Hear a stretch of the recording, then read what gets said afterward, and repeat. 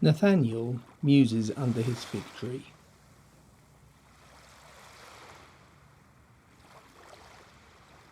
So the events might have actually happened in India. It's just one of those interesting kind of, oh right, that's interesting how those things tie up. So it's all speculative, but you kind of get this kind of picture emerging. But I don't want to spend too long because we'll never 100% know till we get to glory exactly how true these stories are or not. But it just kind of give you a bit of a sense of who these characters are and so on. What I've been wanting to do for a while, actually, as we think about when these are coming, is actually just to unpack the conversation that Jesus has with Nathanael, because it's full of kind full of biblical allusions and backdrop to it, which I never saw, and I can't remember when I first spotted it. I kept asking the question, "What's it going on here, Lord? What's going on?" And it was in one of the, I think it was in one of the supernatural books I wrote. I first did it, and then I've included a little bit in the in Jesus and the Patriarchs, Jesus and the Fathers, in the Jesus in the Old Testament series of books, where I've done this, but it was kind of quite brief because if we kind of linking the things together, there's something kind of interesting. So I'll get my Bible to kind of do it. So we've read the text. So looking at, so Jesus looking at him says, "Look at this. Genuinely, or in truth, this is an Israelite in whom there is no trickiness or guile." But I put trickiness because it's perhaps a better translation of what I think is going on here. And the thing that we forget, because we're English speakers and so on, and if I was to ask you what does the name Jacob mean, we say, it means people say, oh, it's the follower or the supplanter or the one who comes after. But actually, it actually means trickiness. Because actually, as with a lot of Hebrew words, it comes from the idea of tripping somebody up, you see, which is why you supplant them, because you trip them up so they fall over, so you move ahead of them, you see.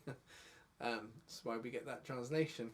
It's actually translated that way in my Bible, which is the older version of the NASB. It's had an update. Whether it's true in the update, I don't know. Whether they've gone the same way as others. It's actually translated that way in Jeremiah 9. So if I go and read that. So actually we find the word exactly, the name Jacob, but it's translated as a word here. So verse 4, Jeremiah 9 verse 4. Everyone be on your guard against his neighbour. Don't trust any brother, because every brother deals craftily. Okay, that's the word. And that there is the name Jacob. Everyone, and there is this kind of idea, you see, which you kind of find in some of the rabbinic writings, that because Jacob was kind of crafty, okay, he's a bit sneaky. It's how he gets his birthright. It's how he cons his uncle to get, although his uncle doesn't treat him well, but he's a trickster. And of course, God takes him and kind of hampers him. He dislocates his leg and he's now a little bit invalided. But actually in that place he renames him and says, now you're a prince of God, or you're God struggles. The name of Israel could mean various different things. And so the trickster becomes this prince of God, this ruler of God, Israel. You see, the Isra bit. Remember the Sarah's name, Sarah, the Sarah bit, that is a leader. It says God's leader, God's ruler, God's governor is who they become. And so an Israelite without Jacob is kind of, if you're talking more in Aramaic or in Hebrew, is what the phrase is saying. Here comes an Israelite in whom Jacob is totally gone. See, he got tripped up. We think of the word Yaakov because it's the thing that trails, so it's the whole leg. We think of it as heel, but he trips the heel, makes it sneaky.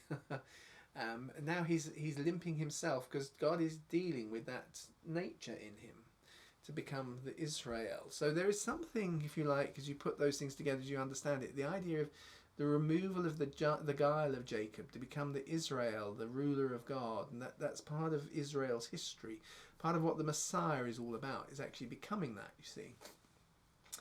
And so Nathan, I keep doing that with Nathanael. Nathanael responds with, "How do you know me?"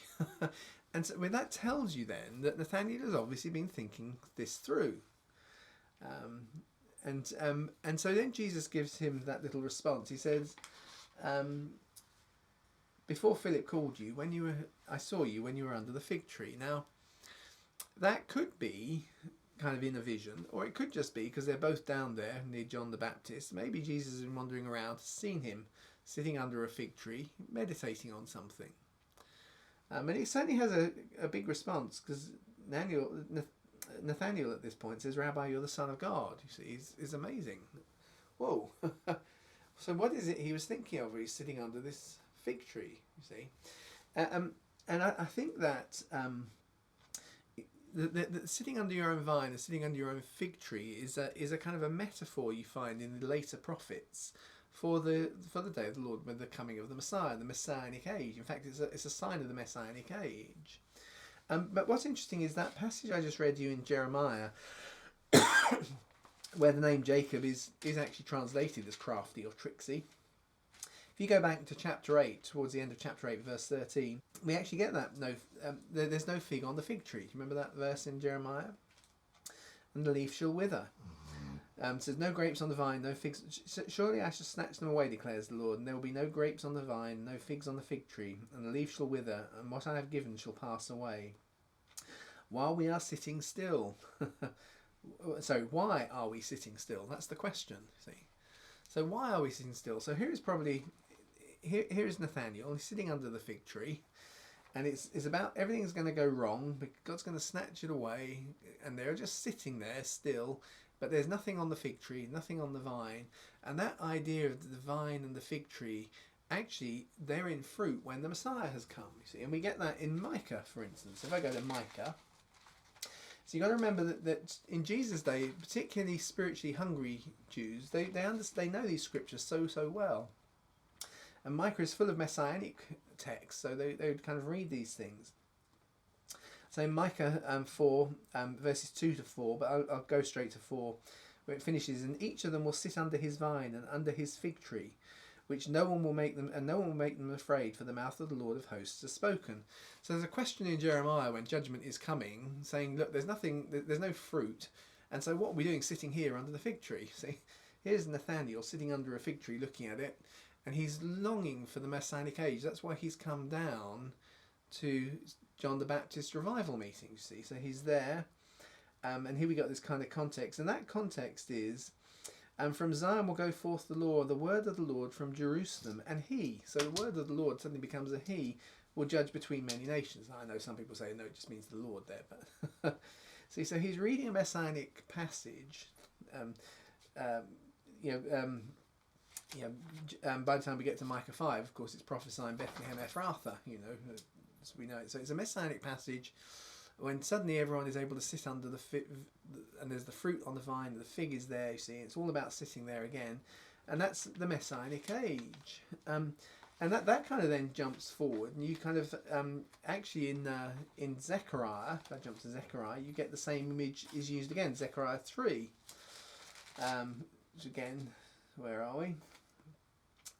Zechariah 3. Oh, there's various bits here you could read, but verse 10, which is the last verse of Zechariah 3, in that day, declares the Lord of hosts, every one of you will invite his neighbour to sit under the vine and under his fig tree. So here we're sitting under a fig tree again, and what day is it? Well, it's a day, again, where God has done something.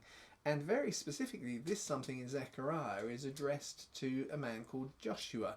But actually, the way his name is written is Yeshua. So in fact, the early versions of the King James Bible actually just translated him as Jesus, a priest called Jesus. There is a priest called Jesus in this context of Zechariah that we're reading about here. And so thus says, this is verse 7, thus says the Lord of hosts, if you will walk in my ways and you perform my service, you will also govern my house. This is to this priest who's going to govern God's house. Oh, God's house. That's interesting. So what's God's house? Well, Beth-El, God's house. Beth is house, El, Bethel. And what happened at Bethel? Well, Bethel was where God first met tricksy Jacob, you remember. The place where he saw him as he was running away because he had conned his brother with all his craftiness. And then it says, now listen, who are sitting in front of you, indeed, the men who are a symbol, behold, I am going to bring you my servant, the branch. Oh my goodness, branch, because that word branch is Nazar. And Jesus comes from Nazareth, which was the introduction. He comes from Nazareth. He's the branchy one. Can anything good come out of Israel? But actually, there's a town called Nazareth. And Nazar is a word, which is why we get that hint. Jesus is called the Nazarene. He fulfills the branch prophecies, you see. And so this man who's Nazarene, the branchy one, is actually part of the fulfillment of when you sit under your fig tree. But it's okay to sit there, unlike on Jeremiah's days. We're sitting under there. What are we doing sitting under here? There's nothing on them. You kind of get the feel. And so it concludes with the way that Jesus is going to bring everything to an end. But actually, before going there, what we then get is a quote from Nathanael, or Bartholomew, from Zephaniah this time, because he says, you trust me because I told you I saw you under the fig tree. You're going to see greater things than these. But what the way that Philip... Nathanael said, Nathanael saying, Rabbi, you are the Son of God, you are the King of Israel, which is actually kind of a quote from Zephaniah 3. So in Zephaniah 3, where am I? Oh, there we are, okay. It's verse 13 to 15. So, the remnant of Israel will do no wrong and tell no lies. Oh, look. And there will not be a deceitful tongue will be found in their mouths. In other words, they have had the trickiness removed from them. They become guileless. There is no trickiness in them. This is the way it all started. So that's what they used to be like. That's why Jeremiah said they were tricky. They were Jacob. They were crafty and you couldn't trust each other. But now, in the day of the Lord, you can. And they shall feed and lie down, and no one will make them tremble or be fearful. Shout for joy, daughter of Zion. Rejoice and exult in your heart. The Lord, O daughter of Jerusalem, the Lord has taken away his judgment against you. He has cleared away your enemies. The King of Israel, the Lord is in your midst. That phrase is just used. So he says, you are the King of Israel. Okay. And where are we? You are the Son of God. You are the King of Israel. The Lord your God is in your midst. See? And it finishes with that in 17. The Lord your God is in your midst again. So he is the King of Israel, which means you must be the Son of God. You see? He doesn't fully understand at this stage what the Son of God means in the kind of the Trinitarian way that we do, but they understood it as a way of understanding this Messiah is God's Son, in that he has been specially commissioned and adopted by God to do something. So it's a kind of a messianic declaration from Zechariah, which is kind of putting into the context of that happens where there is no guile in Israel. Jacob has been dealt with, finally. The craftiness has gone. So anyway, I've got rather enthusiastic about that because I quite like seeing it. And you say, well, what's it mean? What does it mean? It's more something to meditate on and juggle around those different passages. So hopefully they'll be in the notes so you can look up all the verses I've just referenced. But there's something of that wonderfully rich kind of theology going on. And so I'll just wind up what we're saying today, today's little episode, with that kind of reflection, because that's not spelt out by the Gospel of John, but it is clearly part of the background. Now, John is written in good Greek. Now, I touched on this before. If John is the Apostle John, and I think probably is, I kind of vacillate between another one. I think I'll go with Irenaeus, who saw the John the disciple as being John the Apostle, just being different ways of referring to him, or John the Elder, John the Elder being the same as John the Apostle. If he's writing, we know in John's letters that he writes with an amanuensis, i.e. someone who helps him write. So even though he's commissioned to write the Gospel, he may well have written it with someone who's really good on the Greek. And so he kind of pulls the events together, and together they agree how to communicate them. So John's Gospel is written in really good Greek, so it seems like it's an educated person, but it's steeped in Old Testament background thinking and philosophy, Jewish kind of theorizing. John is actually referred to sometimes in the early church documents as John the theologian, the Apostle John. You see, so whether he wrote the great Greek of John's Gospel or whether he had an amanuensis to help him write it, he probably did the theological thinking and mulling over it and so on. And of course, you don't necessarily want to spend time spelling all that out for a Greek world who may not be as familiar with it, but you won't want to make sure you don't want to lose it for those who kind of understand like you do, who are willing to take the time to think about it. So he captures this little kind of conversation which has got the whole, if you like, the history of the dealings of God with Jacob to become Israel, and then Israel to become a faithful nation, to become a nation without guile, to have clean lips and say the right things, and to be trustworthy. Then they can sit under their fig tree, and the Lord and your King is in your midst. You are the King of Israel. The Lord is in your midst, the Son of God. And so it's a kind of a great sort of little moment that's been captured for us by John's Gospel. And it helps kind of get a feel of the expectation and the hope and the thinking of those disciples who are gathering to Jesus at this point.